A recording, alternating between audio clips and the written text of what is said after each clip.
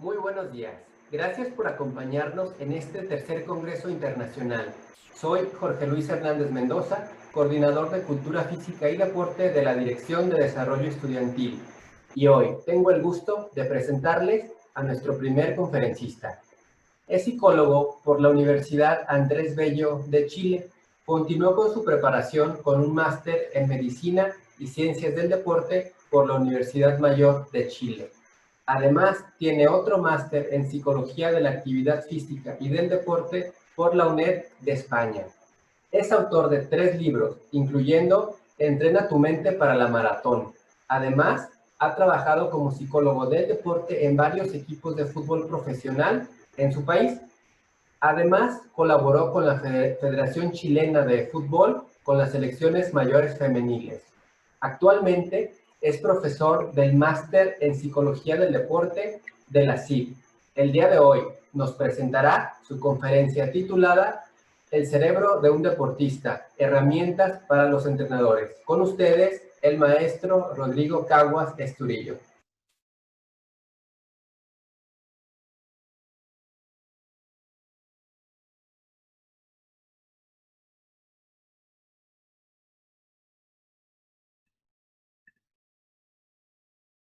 Bien, buen día para todas y para todos. Muchas gracias, Jorge Luis Hernández, por tu presentación, por la invitación. Muy agradecido también a la Universidad de Guanajuato por la posibilidad, ¿no es cierto?, de poder estar presente hoy día presentándoles esta ponencia. Y desde acá les mando un fuerte abrazo en estos tiempos difíciles, por cierto, desde Chile, para todos aquellos que están hoy día en este congreso. Bien, eh, comentarles brevemente que hoy día presentaremos un poquito temas que son relevantes un poco para nuestro quehacer en el trabajo deportivo. Transversalmente tocaremos temas de psicología del deporte, tocaremos temas de neurociencia y algunos temas de coaching, que son, yo diría, como los ejes centrales en los cuales tenemos que nosotros irnos basando para poder hacer un buen trabajo con los deportistas, independiente, hablemos de deporte de alto rendimiento, de deporte recreativo, de deporte formativo. Entonces, iniciar un poco la presentación eh, comentándoles que vamos a trabajar sobre justamente esos tres ejes, ¿no?, que componen el mundo cerebral, ¿no?, que son el tema de las neurociencias, como les decía, el tema de coaching y el tema de psicología. Muy interesante porque probablemente de las tres áreas, la neurociencia es lo que más hoy día nos ha permitido poder comprender y poder entender mucho más acerca de cómo funciona el cerebro. En ese sentido, quiero transmitirles algunas ideas importantes en relación a justamente esta área. La neurociencia, indudablemente que ha estado presente ya hace bastantes años, pero ha tenido una fuerza muy importante en los últimos 10, en los últimos 15 años. De hecho, la evidencia científica surgida en los últimos 12 años ha sido mucho más de lo que en la historia sabíamos cómo funcionaba nuestro cerebro. O sea, fíjense, en definitiva, la fuerza que tiene esta área hoy día de darnos mucha información y mucha más información de lo que en la historia teníamos claro acerca de cómo funcionaba nuestro cerebro. Y por lo tanto, es muy interesante porque en definitiva podemos observar eh, cómo esta área ha venido a complementar básicamente el trabajo que se hace desde la psicología del deporte. Y justamente tomándonos un poco de esta área y complementando con temas de psicología deportiva, ¿no es cierto? Vamos a conversar y vamos a establecer algunos conceptos importantes acerca de cómo funciona la cabeza de un deportista. Y para ello vamos a ir haciendo algunas preguntas que, obviamente, dado la condición que estamos hoy día presentando esta ponencia, no es posible que la vayamos respondiendo entre todos, pero sí por lo menos que cada uno pueda irla respondiendo de acuerdo un poco a lo que va pensando y de acuerdo a la información que posee. La primera pregunta de esta ponencia es acerca si la mente y el cerebro corresponden a un mismo concepto. Muchas veces uno a veces ve que hay personas, entrenadores, deportistas, en general del ámbito deportivo, que lo plantean como palabras, como sinónimos, ¿no? Entonces, lo primero que hoy día sería interesante poder recalcar es que justamente cerebro es una cosa y mente es otra cosa. Hoy día los neurocientíficos establecen un poco esta diferencia para intentar explicar cómo efectivamente funciona. Y lo que se ha podido determinar es que efectivamente el cerebro, que es lo físico que tenemos en nuestra cabeza, son este conjunto de neuronas, el cableado, todo lo que tenemos dentro de nuestra cabeza, el proceso de sinapsis, ¿no es cierto?, que es muy utilizado en el contexto del deporte para la toma de decisiones, en fin, para todos los procesos cognitivos, denomina el cerebro, ¿no es cierto? Y el cerebro es como un árbol, no existe ningún cerebro igual a otro. Y por muchos años se sabía que el cerebro en el fondo funcionaba y que cuando había un daño en nuestro cerebro, obviamente producía un daño también en distintas áreas, área de comunicación, lenguaje, etc. Y eso provocaba indudablemente dificultades en nuestra vida más psicológica. Bueno, hoy día sabemos que la mente, que son nuestros pensamientos, nuestras emociones, también pueden afectar definitivamente al cerebro, cambiándolo física y funcionalmente. Entonces aquí es muy importante porque hemos podido descubrir algo que hace muchos años, ¿no es cierto?, a través de diversas técnicas milenarias, ¿no es cierto?, sabíamos que el cómo pensábamos y el qué tipo de emociones teníamos afectaba nuestro proceso de toma de decisiones, que en definitiva es lo que realiza el cerebro. Hoy día sabemos que científicamente que esto es así. Y simplemente como para ir bajando un poquito la información y tratar de explicar esto por medio de ejemplos, es que voy a traer un recuerdo, digamos que, bueno, para nosotros los chilenos es un recuerdo muy positivo, que tiene que ver con la final de la Copa América del año 2015, donde se produce en la final un empate con Argentina y por lo tanto una definición a penales. Entonces aquí es como podemos interpretar un poquito lo que en estos momentos puede suceder o cómo la mente puede influir en nuestro cerebro. En el caso que ustedes ven ahí, ¿no es cierto?, que es el jugador chileno Alexis Sánchez, que en el fondo le toca lanzar el penal decisivo, uno podría pensar, ¿no es cierto?, que la mente en ese momento, él va tranquilo, cuando va caminando hacia el proceso de ejecución del penal, él va tranquilo, va tal vez gestionando muy bien su ansiedad, va probablemente también sintiendo la confianza del público, y eso en general le puede proporcionar a él una emoción positiva, una emoción optimista y una ejecución que él está acostumbrado a hacerla muchísimas veces, en ese momento, en un momento de alta tensión, la maneja bien y la ejecuta bien. Por lo tanto, ahí podemos establecer que la mente, en ese sentido, generó un efecto positivo en su cerebro que le mandó la orden más o menos correcta para poder ejecutar esa situación ahí. Caso contrario, lo que sucede con el jugador argentino Higuaín, donde efectivamente tal vez al momento de acercarse a patear este penal, eh, eh, empieza a tener pensamientos negativos, a lo mejor pensamientos irracionales, está pensando que no puede perder este penal porque si no hipotecan la posibilidad, ¿no es cierto?, de ganar la Copa América, empieza a pensar a lo mejor todo lo que va a pasar en Argentina cuando ellos lleguen si es que no ganan la Copa América, puede pensar, ¿no es cierto?, que esto va a implicar que el entrenador renuncie, que Leo Messi renuncie, etc.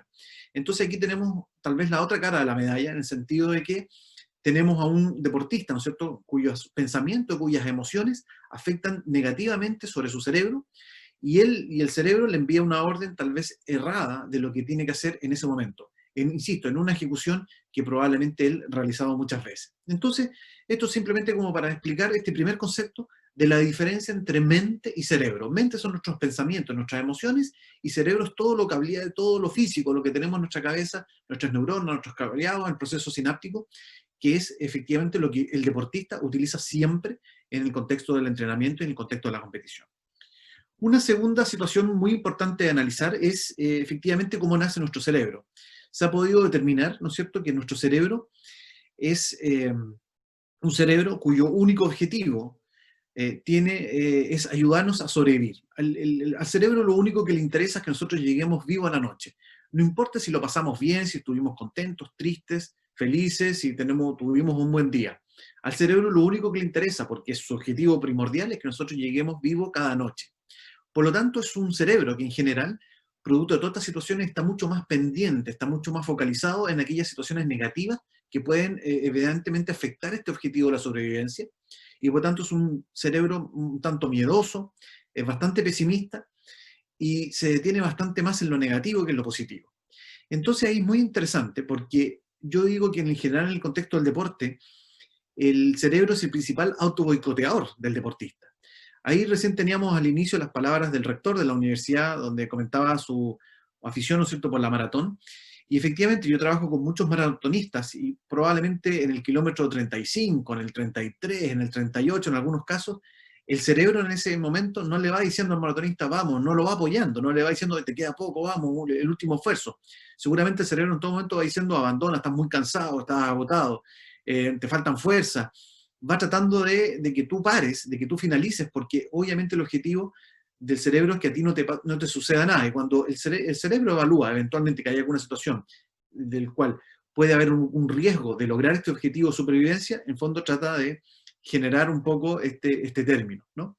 Entonces, muy interesante un poco porque vamos a ver más adelante que este cerebro, a pesar de tener esta condición inicial, nosotros podemos resetearla y podemos trabajarla. Y eso es parte un poco del trabajo psicológico que hacemos nosotros los profesionales en el contexto del deporte. Otra pregunta interesante que quiero transmitir hoy día, esta mañana, es efectivamente el porcentaje de utilización que tenemos de nuestro cerebro.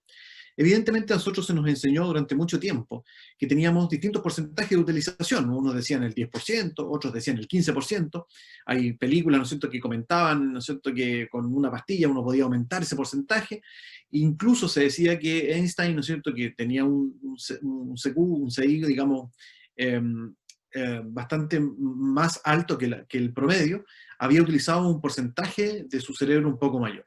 Bueno, hoy día sabemos que a través del proceso de neurociencias, de que nosotros, todos nosotros, independiente cómo fuimos estimulados, cómo fuimos desarrollados, que estudiamos, utilizamos todo el cerebro. Lo que sucede es que no lo utilizamos al mismo tiempo. Y eso es lo que dio la sensación de que, en definitiva, nosotros ocupábamos solo una parte de nuestro cerebro. Es importante esto porque, evidentemente, lo que también se ha podido ir investigando es que existe un 2% máximo de utilización del cerebro. Es decir, cuando un deportista entrena, cuando está compitiendo, solo puede utilizar un máximo de un 2%. Eso es lo que el cerebro puede utilizar simultáneamente como máximo, ¿no? Pero lo interesante es que va utilizando distintos 2% dependiendo de la situación. Por ejemplo, en este momento, mientras estamos en esta charla, ¿no es cierto?, estamos utilizando un 2%. Luego, a lo mejor, cuando salgamos a almorzar o hagamos un descanso, vamos a utilizar otro 2%. Si después yo me pongo en contacto y converso con otra persona, voy a utilizar otro 2%. Si después, a lo mejor un rato más, salgo a hacer algún tipo de actividad física, voy a utilizar otro 2%. Por lo tanto, al final del día estamos utilizando el 100% del cerebro, pero no todo al mismo tiempo. Y esto es relevante para el contexto del deporte, porque de alguna forma nos indica cuál puede ser la diferencia entre la fortaleza mental que tiene un deportista y la fortaleza mental que tiene otro deportista. Y en el fondo es importante establecer de que la diferencia esencial entre su fortaleza mental, entre aquel deportista que tiene una fortaleza mental mayor que otro, es que simplemente ese 2% lo utiliza al 100%. Es decir, es un deportista que en definitiva evita que las interferencias personales, los problemas personales, los problemas a lo mejor que tiene familiares, personales, ¿no es cierto?, con el entrenador o con la pareja, etcétera, no le interfieran en su rendimiento deportivo. Es un deportista que gestiona muy bien las emociones que ocurren durante un juego.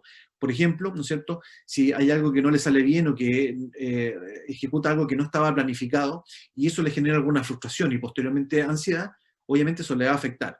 Cuando el deportista gestiona bien esas emociones, está utilizando al 100% ese 2%. Y finalmente, cuando neutraliza eventualmente interferencias desde el punto de vista externo, también está logrando que ese 2% lo utilice al 100%.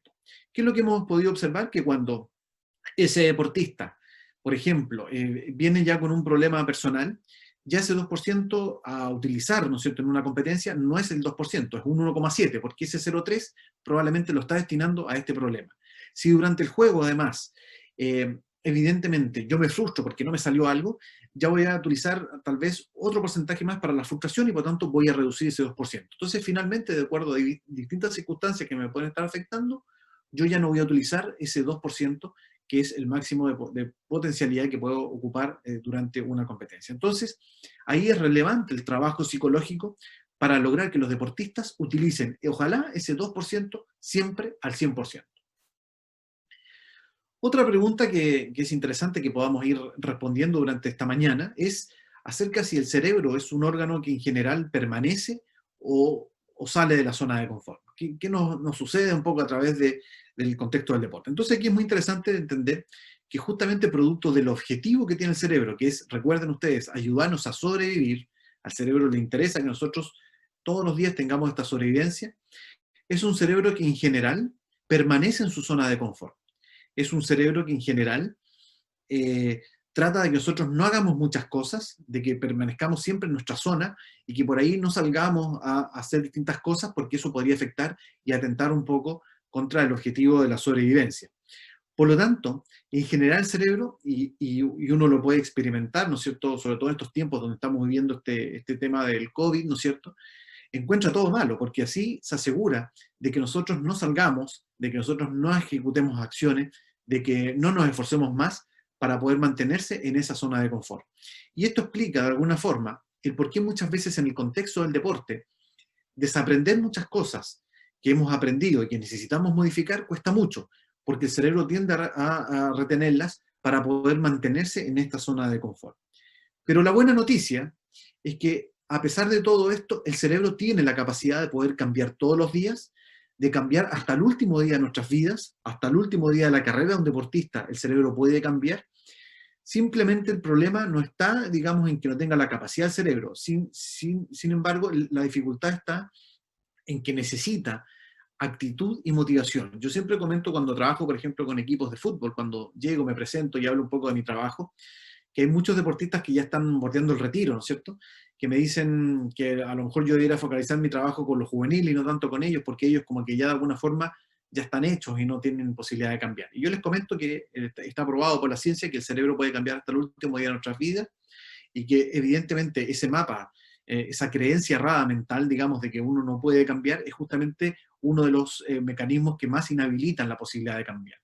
Entonces ahí es muy importante tener claro que los cambios físicos, funcionales en el cerebro se pueden realizar hasta el último día de nuestras vidas. Y que una herramienta deliberada para poder favorecer justamente estos cambios es efectivamente el coaching, que trabaja desde la mente hacia el cerebro. Ahí es donde está un poco la clave para poder hacer los cambios.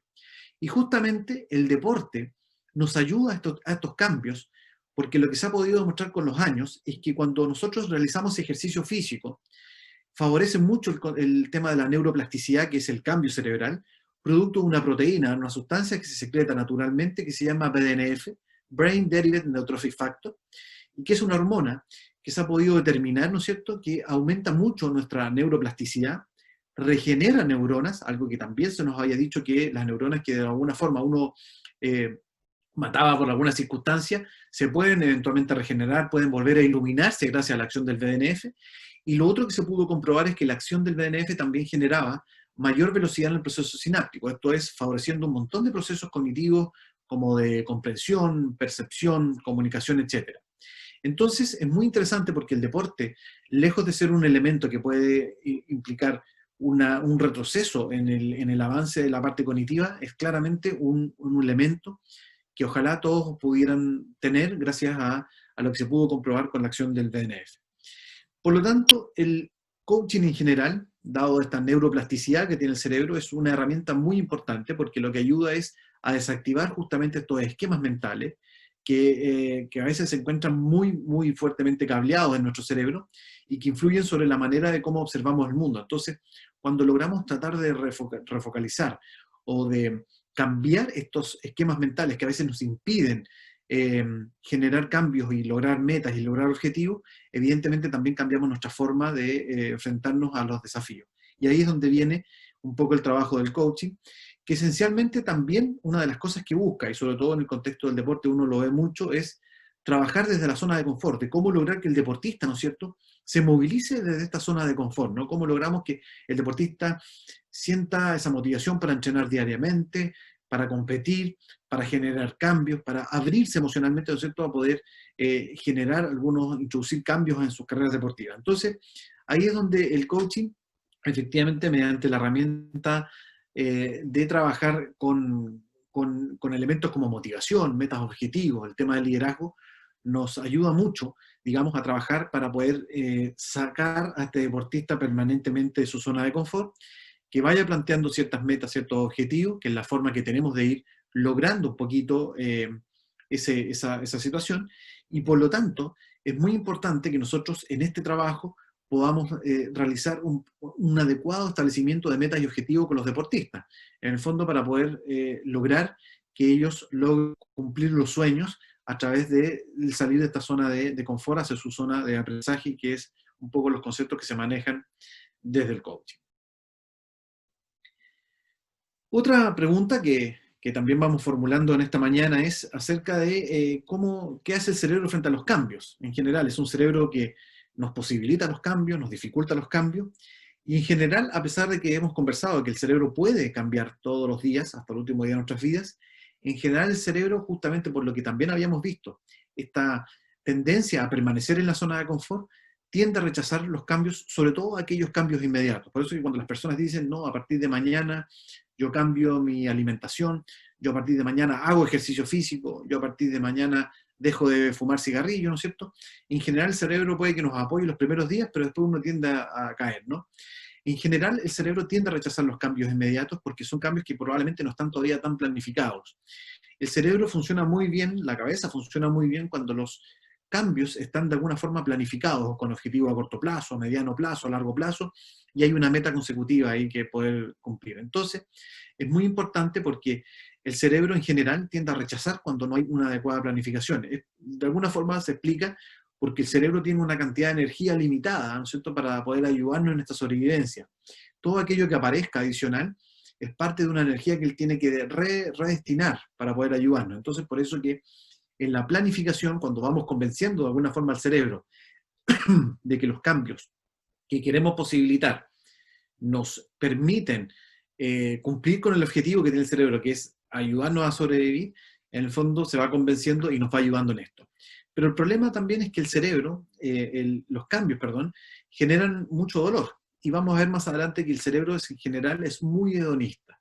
Trata de rechazar todo aquello que nos genera dolor y trata de buscar todo aquello que nos genera placer. Entonces también, en ese sentido, los cambios los va rechazando. Por lo tanto, es muy importante tener claro que cuando queremos cambiar, muchas veces existe el mito errado, ¿no? La creencia errada de que frente a los problemas, cuando más tenemos que cambiar, frente a las dificultades, frente a la adversidad, y la verdad es que en general, lo que sabemos es que durante el problema, durante el estrés, durante la ansiedad, los cerebros no cambian, lo que hacen simplemente es reaccionar y tratar de que el estrés pase en ese estado de amenaza. Entonces ahí es cuando en general lo que nosotros tenemos que tratar de potenciar es que los cambios siempre se produzcan desde los momentos positivos, desde los momentos de tranquilidad y no frente a estrés y ansiedad. Por eso es que el coaching es una herramienta muy importante porque trabaja no sobre el problema en sí mismo, sino tratando de potenciar nuestras habilidades hacia un estado ideal o estado futuro.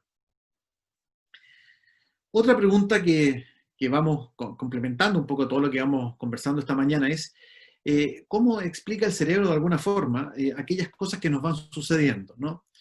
Y aquí es muy interesante porque desde la psicología del deporte nosotros hablamos mucho del locus de control, que es la forma que tiene el deportista de explicar un poco aquellas cosas que le van sucediendo, explicar las cosas negativas, el no logro de un objetivo, y también las cosas positivas. Y en general nosotros podemos definir que existen dos tipos de locus de control. Existe un locus de control interno y un locus de control externo. Por ejemplo, cuando el deportista, ¿no es cierto?, dice que no ha podido andar bien por el tema de la suerte, es una atribución causal externa, es decir, el deportista señala que hay algo externo que le ha impedido el poder desarrollarse y ser eficaz como deportista.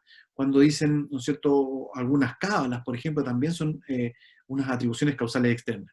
Y en general lo que nosotros hemos podido determinar desde la psicología del deporte es que el locus de control externo dificulta mucho más los cambios que aquellos que tienen en general una tendencia a internalizar los cambios. Entonces aquí es muy importante que en todo momento nosotros durante el trabajo con los deportistas tratemos de que ellos siempre se focalicen en aquellas cosas que de ellos permite el poder hacer cambios, que centrarse en lo que nosotros hablamos de metas de rendimiento, ¿no? En todo aquello que tiene un control alto por parte del deportista para generar los cambios. Y por lo tanto la tendencia de nuestro cerebro es justamente por este objetivo del que hemos hablado, de tratar de mantenerse en la zona de confort, de no salir y de no generar cambios, es siempre encontrar que la culpa es del otro. Esto, por ejemplo, en los equipos deportivos es muy habitual que se esté culpando al compañero, ¿no es cierto?, al portero, al pívot, ¿no es cierto?, dependiendo del deporte, para poder decir, en el fondo, el que tiene que cambiar es el otro, no nosotros. Y aquí Stanislao Bajras, que es un neurocientífico argentino que trabajó en el fútbol y con varios deportistas, nos lo explica muy bien. Bien, ¿dónde es el lugar favorito del cerebro? ¿Qué le encanta al cerebro hacer todo el día? Quejarse. El cerebro ama la queja. El cerebro ama la culpa del otro. Porque cuando un cerebro se está quejando del país, de mi jefe, del gobierno, de mi marido, de mis hijos, de la educación, ¿no? No sé si les suena a alguien conocido, ustedes probablemente. Cuando uno se queja todo el tiempo, el cerebro tiene una sola cosa para hacer. Nada. Si no soy yo, es mi mujer. Si no soy yo, es el país. Y con este quilombo que hay ahora, y ahora con la ruta que está toda rota, ¿qué voy a quedar? No, siempre es la culpa del otro. El cerebro hace una fiesta cuando ustedes se están quejando. Acá adentro hay fuegos artificiales. Uy, qué suerte que no es mi culpa, qué suerte que siempre es el otro, porque si fuese mi responsabilidad, tendría que hacer algo y tendría que correr riesgos. Entonces, muy importante tener claro y entender esta situación que viene dada desde nuestro cerebro, de que muchas veces nosotros tendemos a culpar a otros, que el problema está en la cancha, que el problema fue el clima, que la programación del entrenador, etcétera, son todos con las típicas excusas que los deportistas dan cuando los resultados no se dan. Y es importante entender que esto viene dado por una naturalidad en nuestro cerebro, pero que también puede ser modificado y cambiado en el momento de poder trabajar desde incluso la parte deportiva propiamente tal o desde la parte psicológica. Otra cosa muy interesante de analizar es que también se ha podido ir observando en los cerebros, sobre todo los cerebros de los líderes, ¿no? De los que toman decisiones, de los que están a cargo del grupo, es qué parte del cerebro es la que toma las decisiones en general.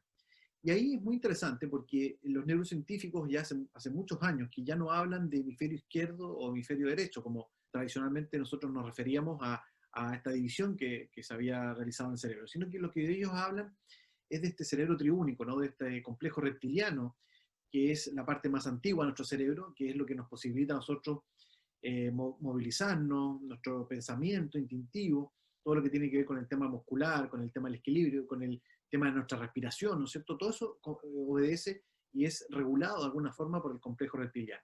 Después tenemos el sistema límbico, que es la zona donde está todo ubicado, todo lo que es las emociones, el tema del hedonismo, ¿cierto? Evitar el dolor, generar placer, y ahí están elementos muy importantes en el contexto del deporte, que tienen que ver con la amígdala, el hipotálamo, el hipocampo, que son estructuras dentro del cerebro que funcionan, son funcionales a un poco el tema del deporte. Y finalmente está la tercera parte, que es el neocórtex, que es lo que tenemos los mamíferos más evolucionados, que tiene que ver un poco más con procesos más abstractos de pensamiento, de percepción y de razonamiento. Entonces lo que se ha podido determinar, evidentemente a través de los años, es que las decisiones en general, el 90% de nuestras decisiones obedece a una actuación del sistema límbico, lo cual es muy interesante porque como ya podríamos ver, en el sistema límbico están alojados todo lo que tiene que ver con nuestras emociones. Entonces hoy día, entender que muchas de nuestras decisiones pasan necesariamente por la parte emocional, es decir, por el sistema límbico. Entonces por eso es muy importante que efectivamente nosotros podamos hoy día conocer mucho más nuestras emociones, podamos conocer mucho más cómo gestionar emociones positivas y cómo limitar aquellas emociones que nos desgastan, porque de esa forma vamos a estar en general tomando mucho mejor las decisiones en el día a día. Bueno, esto también es muy interesante entender. El cerebro justamente por el objetivo que tiene, que conversábamos inicialmente, este objetivo que tiene de ayudarnos a sobrevivir, es un cerebro que es claramente mucho más egoísta que altruista. Por más que a nosotros nos parezca que a veces tomamos decisiones pensando en otro, pensando en el resto, pensando un poco en nuestros compañeros, en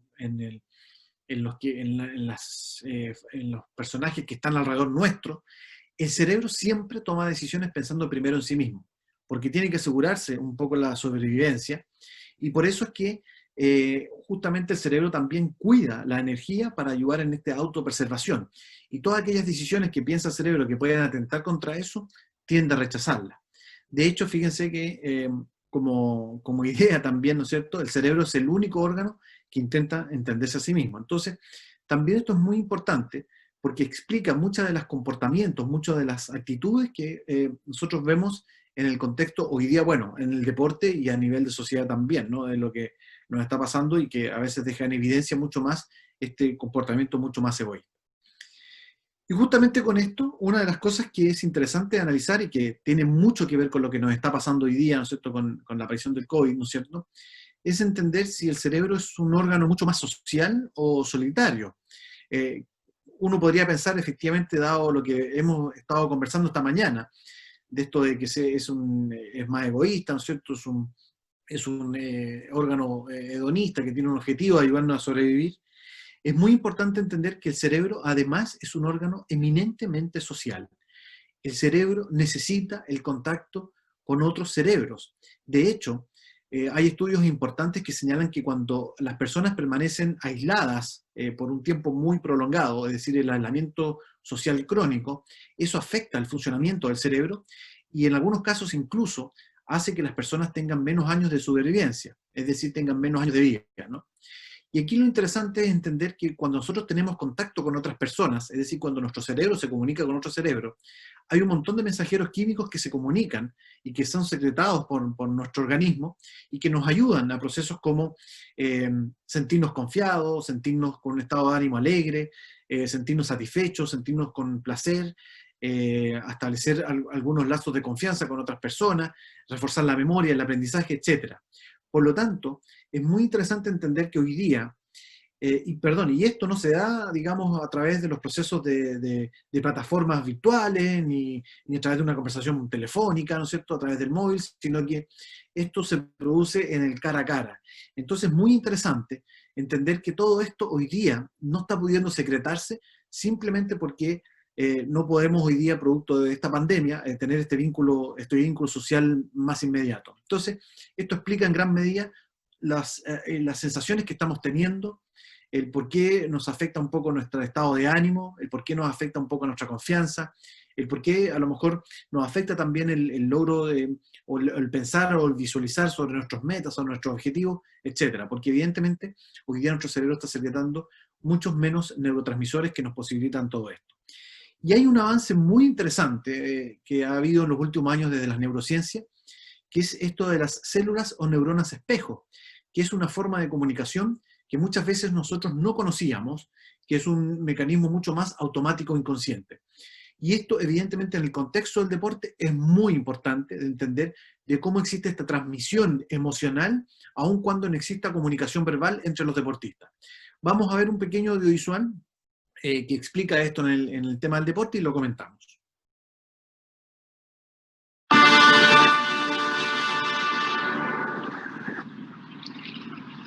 Los científicos saben desde hace un tiempo que nuestra mente automáticamente nota y algunas veces nos hace imitar lo que otras personas hacen. Lo que no sabían era cómo lo hacía el cerebro. Pero recientemente, los investigadores hicieron un extraordinario descubrimiento. Lo que es más, creen que este descubrimiento puede ser la clave para saber lo que otra persona está sintiendo.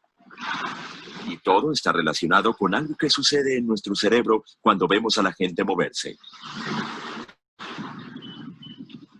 Y si quieren saber de qué se trata, observen a estas dos tripulaciones apostando una carrera hasta ese puente. ¡Atención!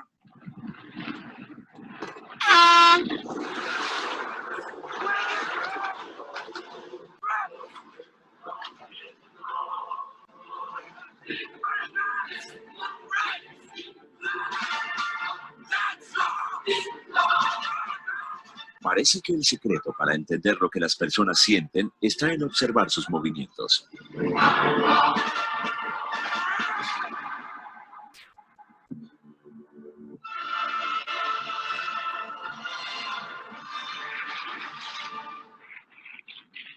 Pero para saber qué pasa en nuestro cerebro, tenemos que mirar qué pasa en el de ellos.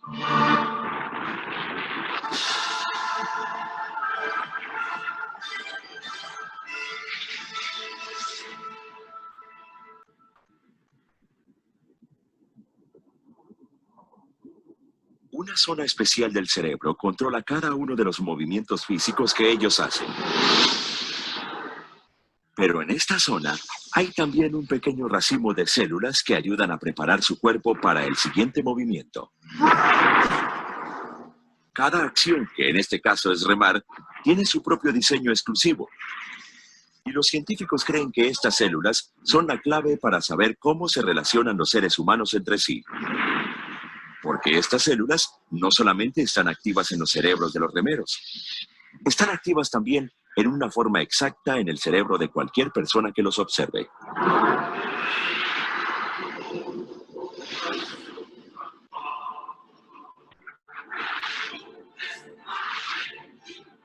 En otras palabras, las células que les ayudan a estos individuos a remar están activas en nuestros cerebros también, como si estuviéramos remando. Por eso se llaman neuronas espejo.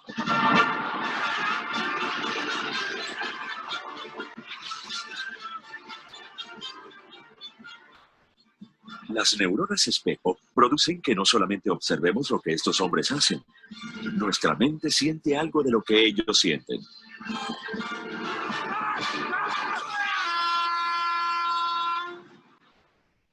Aunque no hayamos hecho el trabajo pesado. Pero todo esto, ¿cómo afecta nuestra vida social? Bueno, si sabemos lo que la otra persona siente, probablemente sabremos lo que piensa. Nuestras neuronas espejo nos ayudan a leer la mente de los demás. Bien, ahí es muy interesante entender que muchas veces la transmisión de las emociones en el contexto del deporte se transmite de manera no verbal con este mecanismo que es automático y mucho más inconsciente. Esto que es lo que nos obliga de alguna forma, nuevamente, a tratar de en todo momento gestionar nuestras emociones. Yo tengo la sensación que en el corto plazo una herramienta muy importante va a ser el trabajo de gestión de emociones en general de todos los profesionales que trabajan con los deportistas, de los deportistas en sí mismos, porque en el fondo va a ser muy necesario que uno pueda gestionar sus propias emociones para no hacer una transmisión inadecuada de algunas actitudes, de algunas emociones que pueden en el fondo dificultar o perjudicar el rendimiento deportivo. Entonces esto se transmite esencialmente como una forma de comunicación no verbal. Aquí propicia muchas veces también las neuronas o células espejo, propician la imitación de gestos y emociones importantes para evitar que nos perjudiquen, saber gestionarlas adecuadamente. El concepto adecuado hoy día es la gestión adecuada de las emociones. Las emociones no se controlan, simplemente se tienen que, primero, reconocer para poder gestionarse adecuadamente. Bueno, algo que también ya habíamos establecido, que ya habíamos conversado, es acerca de esta característica que tiene el cerebro de ser un cerebro bastante más hedonista. Día y noche el cerebro está buscando dos cosas, que es obviamente aumentar la sensación de placer y disminuir el dolor. Y esto es muy interesante porque en la vuelta de todo este proceso, lo que hemos, por ejemplo, observado, por ejemplo, en la vuelta al fútbol en Europa, en Alemania, en España, es que seguramente el cerebro tira sensaciones de placer, de satisfacción por estar de vuelta en la competencia, estar vuelta en las ligas deportivas, ¿no es cierto? Y esa sensación es lo que nos hace a veces avanzar mucho más rápido de lo que realmente podríamos. Entonces, esta actitud del cerebro de ser mucho más hedonista es lo que nos puede engañar en el regreso al entrenamiento deportivo, de que la cabeza de alguna forma vaya más rápido de lo que el cuerpo evidentemente puede hacer. Y ahí es donde hemos podido observar, por ejemplo, sobre todo en el inicio de la liga alemana, la gran cantidad de lesionados, de jugadores lesionados, producto seguramente de que han hecho un esfuerzo mucho mayor de lo que están preparados para hacer, producto de esta sensación de falso placer, ¿no es cierto?, que genera el cerebro, que es mucho más hedonista. Entonces, es muy interesante porque aquí hay que trabajar bastante sobre la percepción de que a pesar de que ya volvemos a entrenar, de que el deportista vuelve a su hábitat natural y que se siente más tranquilo y más placentero, eso no puede tratar de generar algún problema para el entrenamiento propiamente tal en la parte deportiva. Otra de las cosas que es interesante también ir recordando es que el principal enemigo del cerebro que, bueno, uno podría pensar externamente es esta pandemia, ¿no es cierto?, que ha impedido que muchos deportistas puedan desarrollarse bien, puedan entrenar adecuadamente, y probablemente que lamentablemente se hayan postergado muchas competencias, entre ellos los Juegos Olímpicos, es la incertidumbre. Hoy día, el no saber qué va a pasar mañana, qué va a pasar la próxima semana, en qué vamos a estar en un mes más, en qué va a pasar a fin de año, y eventualmente cómo va a ser nuestra nueva realidad producto de esta pandemia, ¿no es cierto?, genera mucha incertidumbre. Y esto es un daño grande a nuestro cerebro, porque el cerebro en todo momento busca tener certezas, busca que sepamos todo lo que va a pasar, busca eventualmente tener claros objetivos, busca tener claras las metas. Entonces, y en general el cerebro trata de cerrar los procesos. Entonces, todo esto que el cerebro hoy día no está pudiendo hacer, producto de toda esta incertidumbre que estamos viviendo, le genera mucho estrés y mucha ansiedad al cerebro. Y eso es lo que gatilla eventualmente muchas dificultades hoy día a las personas que están desarrollando dificultades, por ejemplo, para dormir adecuadamente, problemas físicos en temas musculares, ¿no es cierto? Hay una tensión que genera también dificultades, por ejemplo, en la alimentación, en la irritabilidad, en la pérdida de vigor, la pérdida de fuerza, en fin, hay una serie de síntomas que están asociados, digamos, desde el punto de vista de la ansiedad, producto de esta incertidumbre a la cual se ve involucrado el cerebro y que no está acostumbrado a tener.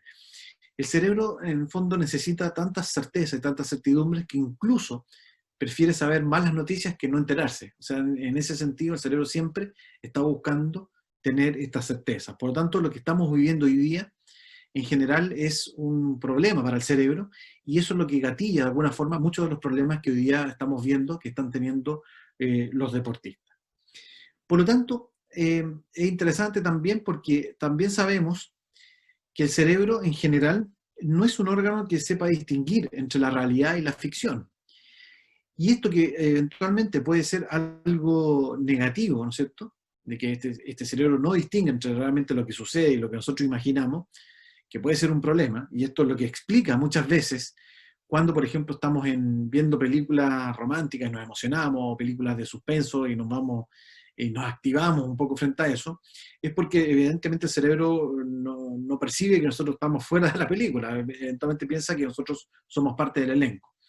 Y esto es lo que posibilita que herramientas como la visualización, por ejemplo, puedan ser unas herramientas muy potentes para el trabajo en estos días, ¿no? De cuando el deportista hoy día, frente a la no posibilidad de entrenar adecuadamente, simplemente trabaja la visualización, puede ser muy bueno, porque en el fondo, al visualizar, como el cerebro estima que es algo real que está ocurriendo, empieza a trabajar y se activan las mismas zonas que en el fondo el cerebro activa cuando está ocurriendo la acción realmente. Entonces, por eso es que hoy día el trabajar visualización, esto de poder imaginarme situaciones, por ejemplo, que ya pasaron o situaciones que van a acontecer, es una muy buena herramienta para tratar de sobreponerse un poco a todas las dificultades que estamos viviendo hoy día en esta pandemia. Entonces, muy interesante esta última característica que tiene el cerebro para poder entender cómo la técnica de visualización es una herramienta, bueno, no solo que nos va a ayudar ahora, sino que también es una herramienta que en general es una muy buena herramienta de entrenamiento mental para el contexto del deporte. Bien, entonces para ir cerrando ya algunos conceptos importantes, explicarles que en el fondo el entendimiento hoy día de cómo funciona nuestro cerebro nos ha posibilitado poner focos mucho más altos en aquellas circunstancias que podemos intentar modificar, ¿no? Entonces, desde la psicología sabemos que nuestro cerebro nace negativo, que se resiste a los cambios, que es bastante pesimista, por lo tanto, en el contexto del deporte esto uno lo ve de manera tan natural, también mediado por a veces los resultados negativos, por lesiones, por dificultades, pero sabemos que puede ser influido por las emociones, un cerebro que desde el trabajo mental, desde las emociones, desde los pensamientos, podemos influirlo para poder resetear un poco este cerebro, cambiarlo, y que el cerebro pueda seguir cumpliendo el objetivo que tiene, que es ayudarnos a la sobrevivencia, y saber además que el cerebro es sumamente plástico, que puede cambiar todos los días hasta el último día de nuestras vidas. Simplemente dejarlos un poco con esta frase de Usain Bolt, ¿no es cierto?, que probablemente él tenía muy claro, ¿no?, y él hablaba que su deporte correspondía un 50 a la parte mental y un 50 a la parte física, ¿no? Él entregaba un alto porcentaje al trabajo psicológico, y él hablaba un poco de esto de entrenar el cerebro en positivo, al igual que entrenas tu cuerpo. Bien, quiero agradecer la disposición para estar hoy día presente en esta charla y quedo atento para responder preguntas y comentarios al respecto. Muchas gracias.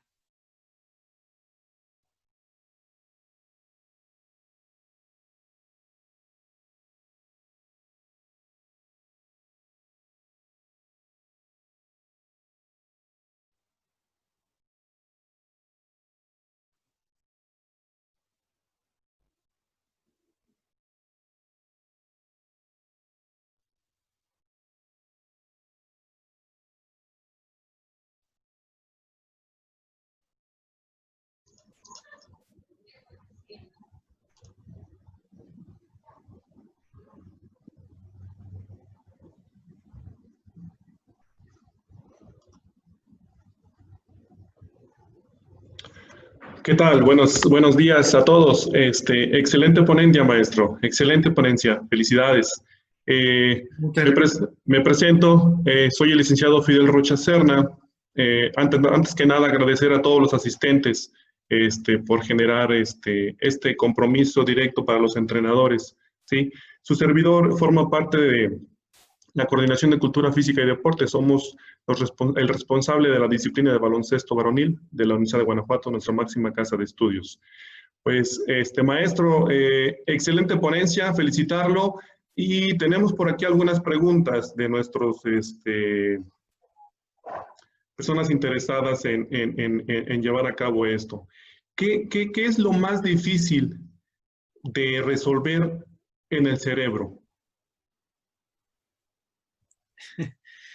Es una compleja pregunta, no es fácil de responder, porque ya hemos visto que tiene una serie de características que en general atentan un poco contra el desarrollo, contra el trabajar, digamos, hacia metas y objetivos. Pero yo diría que esencialmente es cómo logramos resetear un poquito este cerebro que en general tiende a focalizarse más en los problemas y es mucho más pesimista de lo que a lo mejor nosotros necesitamos, sobre todo en el contexto del deporte. Entonces ahí es donde es muy importante trabajar desde la psicología, desde el coaching, en tratar de movilizar este cerebro y sacarlo de la zona de confort. Y creo que la herramienta específica para eso es el establecimiento de metas y objetivos. Hoy día está demostrado que la forma eficaz de poder hacer cambios, de producir estos cambios a nivel cerebral, es planificándolos con una meta muy clara, muy definida, muy medible, una serie de objetivos que me apunten a esa meta y un adecuado plan de acción para cumplir un poco esos objetivos. Perfecto, excelente. Otra pregunta de Armando Preciado. Dice, ¿cómo trabajar a nuestros jugadores para que después de cometer un error no caigan en el tobogán de la desconfianza?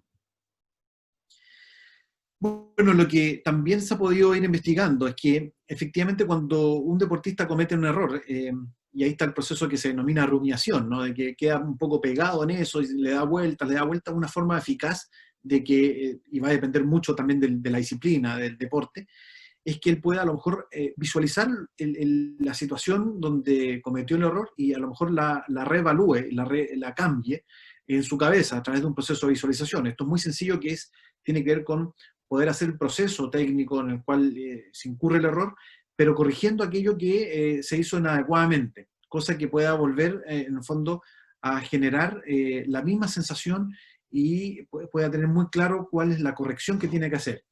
Muy importante porque también se ha podido determinar que sobre todo en decisiones muy rápidas en el deporte, el deportista lo que hace no es literalmente tomar una decisión, sino que cuando uno tiene fracciones de segundos para decidir, por ejemplo, si dar un pase o lanzar al arco u otro tipo de decisión en el deporte, lo que uno hace es subir el problema a nivel cerebral y el cerebro tira unas soluciones que están alojadas en una zona que se llama el cerebro pequeño, que es el cerebelo. Y lo importante ahí es que el cerebelo nosotros tenemos que llenarlo de mucha información positiva y no negativa. Porque el cerebelo es justamente lo que nos provoca que nosotros nos equivoquemos 2, 3, 4 veces, y por eso se dice que el ser humano efectivamente es el único ser vivo que puede equivocarse 2 o 3 más veces en una misma situación porque tenemos cerebelo. Entonces, ahí es muy importante que nosotros podamos trabajar con procesos de visualización para corregir mentalmente aquellas situaciones donde se han producido ciertos errores. Excelente, excelente. Siguiente pregunta de Miguel Adrián Galmez.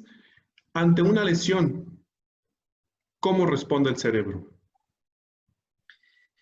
Bueno, hay hay varias ideas con respecto a eso. Tal vez la más importante es que el cerebro tiende a rechazar un poquito primero la lesión, es a tratar como de bajarle el perfil, decir, no, tranquilo, está todo bien, no hay problema, porque en fondo por este sentido de supervivencia, ¿no? De decir, tranquilo, no está pasando nada. Y eso es lo que nos da la sensación inicialmente de, a veces en el deporte, de a una lesión tratar de continuar, tratar de seguir, y a veces no adherir mucho a los procesos de recuperación, por este afán de como inmediatamente tratar de volver a la normalidad, ¿no? Pero evidentemente viene un segundo aire, que es reconocer un poquito que efectivamente hay una lesión que nos está complicando, y ahí es cuando ya cae un poquito más de nuevo en este nuevo estatus de recuperación. Entonces ahí es muy importante trabajar con técnicas como de relajación, de visualización, que pueden ayudar un poquito a reducir temores y a trabajar en torno a eso, y prepararnos efectivamente para la vuelta, que siempre se estima por un tema de expectativas, que la vuelta va a tener dificultades muchas veces, que a lo mejor se va a generar algunos problemas, entonces trabajar en torno a eso. Ahí es muy importante que el trabajo psicológico se realice en conjunto con los cuerpos médicos. Perfecto, darle confianza. Perfecto, muy bien. ¿Existe que pueda incrementarse el 2% en la activación directa cuando llevamos a cabo el ejercicio? Lo que pasa es que el 2% es una aproximación. Probablemente, efectivamente, en algunos cerebros puede funcionar un poco más, un poco menos. Ahí, indudablemente que no podemos ser tan rigurosos y tan exactos en ese porcentaje. Es un porcentaje que es aproximado. Indudablemente que nos da la sensación que podría darse. Pero yo al menos no tengo información a través de estudios. Hay que recordar que por todo este avance que ha habido de las neurociencias, aproximadamente hay entre 500 y 800 artículos científicos que surgen diariamente. Entonces hay mucha investigación hoy día todavía generándose, dando vuelta, y muy probablemente a lo mejor en 15 años más algunos de los conceptos que hoy día transmitimos van a estar modificados, Entonces, evidentemente, todavía no tenemos tanta certeza acerca de esa parte específica, ¿no? Pero nos da la sensación que sí, que es un porcentaje aproximado y que eventualmente en algunas circunstancias podría ser tal vez un poco más. Perfecto. El profesor Guillermo Mejía, ¿cómo llevar a cabo un entrenamiento adecuado para el cerebro? Perdón, ¿un entrenamiento adecuado? Sí, para el cerebro. Bueno, yo digo lo primero y lo más básico es, primero, establecer metas y objetivos muy claras, muy definidas. Siempre todo proceso deportivo tiene que comenzar con una meta muy clara de lo que se quiere lograr en ese año o en ese proceso, trabajar en torno a una sumatoria de objetivos que apunten hacia meta, porque con eso vamos a estar trabajando para que el cerebro nos colabore en los cambios, primero que todo. Segundo, reducimos notablemente la incertidumbre, que es, ya habíamos visto, que es el principal enemigo de nuestro cerebro. Y después trabajar una serie de cosas como por ejemplo el tema de la ansiedad, que es lejos la variable que más afecta al rendimiento deportivo. Prácticamente el 98,99%, por dar una cifra, no es que sea una cifra real, de los deportistas se ven afectados en algún momento por el tema de la ansiedad. Entonces, ahí es muy importante también trabajar gestionando adecuadamente el tema de la ansiedad, ¿no? A través de técnicas de relajación, a través de otras técnicas cognitivas, etc. Y yo diría que el cuarto punto importante es, hoy día, que fue lo que yo un poco fui concluyendo en esta presentación, es aprender a reconocer qué emociones nos generan cosas positivas y aprender a limitar las que nos producen algún tipo de problema. Hoy día yo me da la sensación que en el futuro los grandes deportistas, los grandes líderes, son aquellos que van a poder reconocer muy claramente qué emociones deben gestionar y cuáles deben potenciar. Eso es. Generalizamos la siguiente pregunta. Mencionan cuál es la edad adecuada para iniciar el trabajo para el cerebro. Yo diría que la clave de la edad para el inicio del trabajo mental o el trabajo psicológico es simplemente que el deportista, el individuo, ya tenga la capacidad para ir comprendiendo las distintas herramientas que se van entregando. Es decir, cuando ya el deportista tiene la capacidad para poder recibir y entender la técnica de visualización o la técnica de relajación progresiva, que es una técnica como bien digo, para reducir los niveles de ansiedad, y otras técnicas que se va trabajando, ya nos parece que es una buena edad. O sea, aquí no hay contraindicaciones en términos de que enseñar alguna técnica o alguna habilidad psicológica tempranamente vaya a generar un problema posteriormente. Al contrario, mientras antes se puedan introducir ciertos conceptos desde la psicología, va a ser muy positivo para la carrera de un deportista. Pero esencialmente el problema está en que las capacidades cognitivas para poder entender y que también exista ya un adecuado grado de motivación para poder asimilar un poco todas las herramientas que uno le puede ir entregando al deportista. Perfecto. Siguiente pregunta, es del joven Alan Daniel Gómez. ¿Cómo combatir a mi cerebro cuando me dice que ya no puede? Ejemplo, en un maratón en los últimos kilómetros. Bueno, hay varias herramientas que tienen que ver un poquito con lo que se llama la programación neurolingüística, que es cómo programar nuestro cerebro para que tenga pensamientos y emociones de alguna forma que nos sean funcionales a lo que necesitamos. Entonces ahí se trabaja mucho con técnicas cognitivas para poder reevaluar ciertos pensamientos y cómo instaurarlos en un proceso de competencia. Aquí lo más importante es que todos estos procesos que nosotros trabajamos por ejemplo, con los maratonistas, con los triatletas, con los ultramaratonistas, ¿no es cierto?, que son pruebas de una dureza importante, todo esto se va trabajando ya en los entrenamientos. No es posible implicar algún trabajo de programación neurolingüística exclusivamente a nivel de competencia. Esto es importante hacerlo en los niveles de entrenamiento. Y ahí es muy importante primero detectar los tipos de pensamiento, tratar incluso de reconocer cuándo surgen mayor cantidad de pensamientos, en qué condiciones, bajo qué circunstancias, para poder prepararnos y a lo mejor anticiparnos al tipo de pensamiento. Entonces ahí es donde viene un poco el proceso de reemplazo, de reenfoque, y también apoyados por procesos de coaching, donde evidentemente todos estos pensamientos negativos surgen también porque hay una emoción negativa. Entonces, evidentemente también hay que gestionar adecuadamente eso.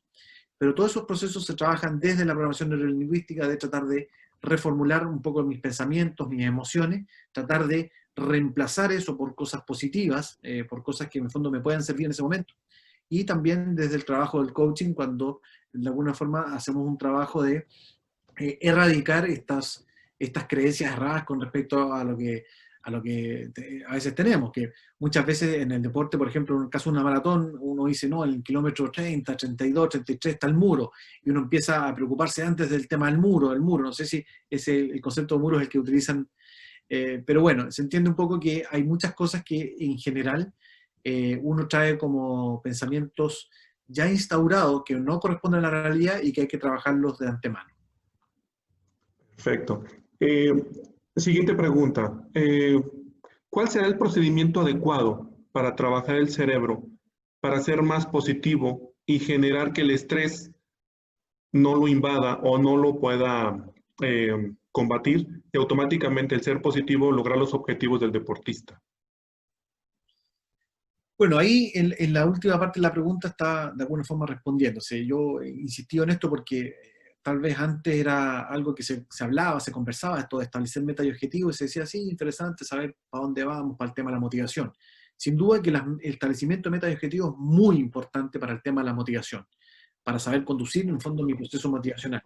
Pero hoy día es mucho más relevante porque sabemos que la neurología del cerebro funciona muy bien con el gran sueño, que sería la meta, y con el día a día, que son los objetivos. Entonces, una forma de ir reseteando nuestro cerebro es estableciendo objetivos que puedan partir de una dificultad menor a una dificultad mayor, es decir, que yo vaya pudiendo de alguna forma ir cumpliendo inicialmente ciertos objetivos, me vaya dando cuenta de mis logros, y eso vaya alimentando un poco lo que viene, y yo me vaya dando de sensaciones positivas.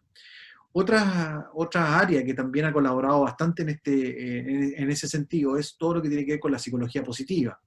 Por ejemplo, la psicología positiva plantea que es muy bueno que uno siempre se duerma al final del día revisando cosas positivas que resultaron, aunque fueran muy mínimas, es muy bueno para reforzarlas. El cerebro necesita el refuerzo positivo para poder trabajar y llenar de energía en las cosas que tiene que hacer a continuación. Entonces la psicología positiva plantea que es muy bueno acostarnos, repasar cosas buenas que hayamos hecho, aunque haya sido muy mínimas, y levantarse el día siguiente con el objetivo del día, con 2 o 3 cosas que yo quiero lograr en el día, que pueden ser de distintas áreas, que pueden ser de distintos grados de dificultad, pero siempre tener claro algunas cosas que yo quiero lograr. Todo eso va permitiendo que yo vaya reseteando este cerebro y de alguna forma me vaya llenando de cosas posibles. Por eso es que incluso, no sé si es la realidad a lo mejor en todos los países, pero por lo menos acá en Chile sí, hubo hace muchos años un boom importante, por ejemplo, de los runners y los que corren maratón, porque ese, por ejemplo, es un deporte que posibilita mucho el cumplimiento de varios objetivos, de ir paso a paso, de ir uno a la vez. De hecho, también está demostrado que los cambios tienen que ser siempre uno a la vez, no todos juntos, porque eso también estresa al cerebro.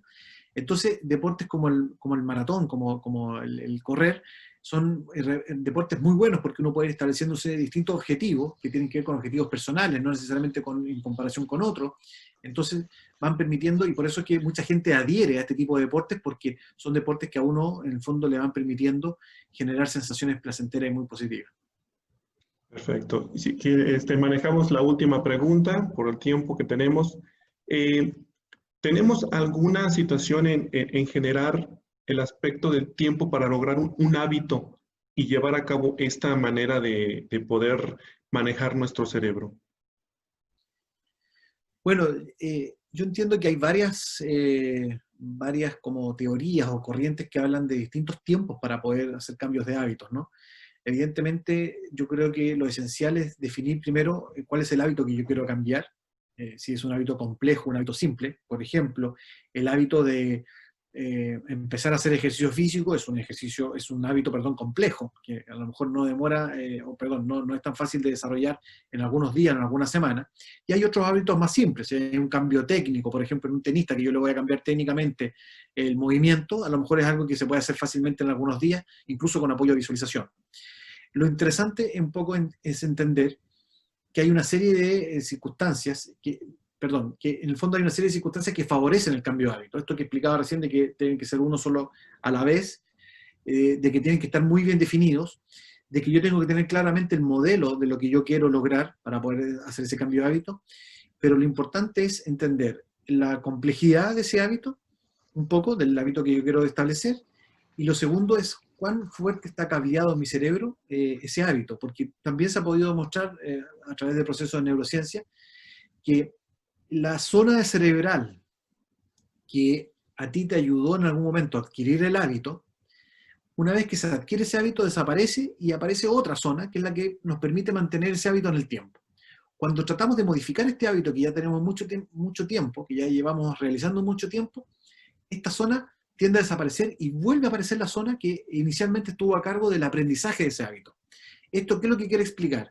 Que en definitiva cuando nosotros intentamos dejar un hábito, hay una zona del cerebro que intenta de que tú no abandones el hábito, sobre todo cuando estás fuertemente cableado. Entonces ahí es donde es muy importante trabajar sobre metas, sobre objetivos, tener claro la complejidad del hábito que quiero cambiar y tener muy claro, ¿no es cierto?, cuáles van a ser los pasos que yo voy a ir realizando y hacerlos uno por vez. Excelente, excelente. Muchísimas gracias por la explicación de las preguntas que nuestros compañeros han realizado. A continuación, para la entrega de la constancia de la participación, maestro, muchísimas gracias. El coordinador de Cultura Física y Deporte de la Universidad de Guanajuato, el licenciado Jorge Luis Hernández Mendoza, hace entrega del reconocimiento.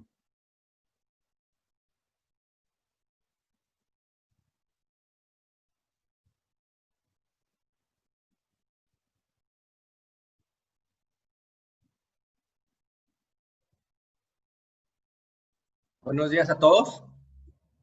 Un saludo al maestro Rodrigo Caguas Esturillo por esta sin duda una gran ponencia, maestro, sin duda de los mejores psicólogos del deporte de Latinoamérica, y lo decimos con conocimiento de causa. Hemos seguido muy de cerca su trabajo, sus libros, su apoyo en general hacia la comunidad de psicología del deporte. Entonces, felicitarlo por esta excelente ponencia y por su participación en este congreso, que sin duda fue fundamental la conceptualización sobre lo mental y... Ok, creo que se cortó, pero ahí estamos de vuelta.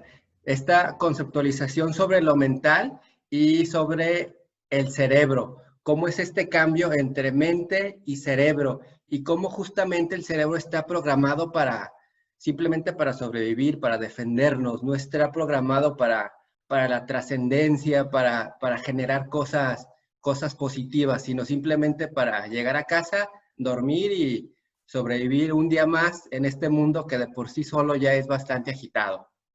Pero sin duda con herramientas como el coaching, como el entrenamiento mental, podemos fortalecer esta parte mental que es fundamental para el desarrollo del deporte y de lo individual también. Entonces, bueno, sin más preámbulos, voy a hacer entrega de este reconocimiento. La Universidad de Guanajuato otorga el presente reconocimiento al maestro Rodrigo Caguas Esturillo por su destacada participación en el tercer Congreso Internacional de Cultura Física y Deporte, organizado por nuestra Casa de Estudios, con la conferencia El cerebro de un deportista, herramienta para los entrenadores.